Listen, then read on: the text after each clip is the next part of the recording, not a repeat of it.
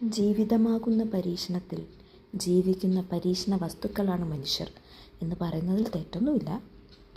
എന്നുവെച്ചാൽ നമ്മളെല്ലാവരും ഓരോ പരീക്ഷണത്തിലാണല്ലോ.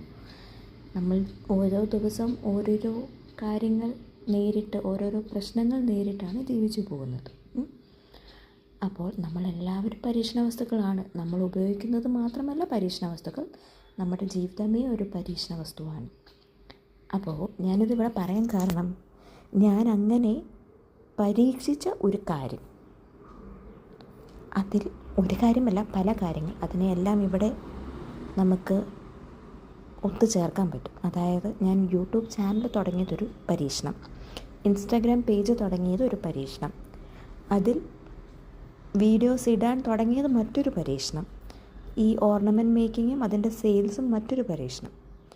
അങ്ങനെ പല പല പരീക്ഷണങ്ങൾ എന്നെങ്കിലുമൊക്കെ വിജയിക്കുമെന്നൊരു വിശ്വാസം, അതാണ് എന്നെ ഓരോ ദിവസവും മുന്നോട്ട് കൊണ്ടുപോകുന്നത്. അപ്പോൾ ഞാൻ അങ്ങനെ പരീക്ഷണത്തിൽ ചെയ്തൊരു മോതിരം ആണ് നിങ്ങൾ ഈ വീഡിയോയിൽ കാണുന്നത്.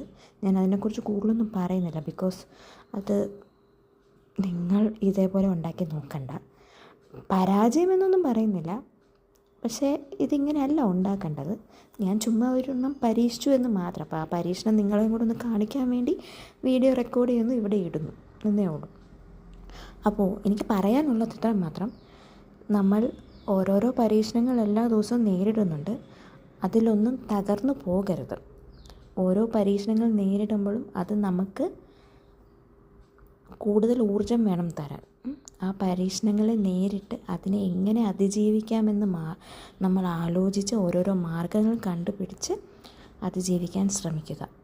ഞാൻ എല്ലാ ദിവസവും ഓരോരോ പരീക്ഷണങ്ങൾ നേരിട്ടുകൊണ്ടിരിക്കുകയാണ്. സ്ട്രെസ്സ് എല്ലാവരിലും ഉണ്ട്, എനിക്കുമുണ്ട് എന്ന് വെച്ച് ആ സ്ട്രെസ്സിൽ നമ്മൾ തീർന്നു എന്ന് ഒരിക്കലും വിചാരിക്കരുത്. എപ്പോഴും പോസിറ്റീവായി തന്നെ ഇരിക്കുക.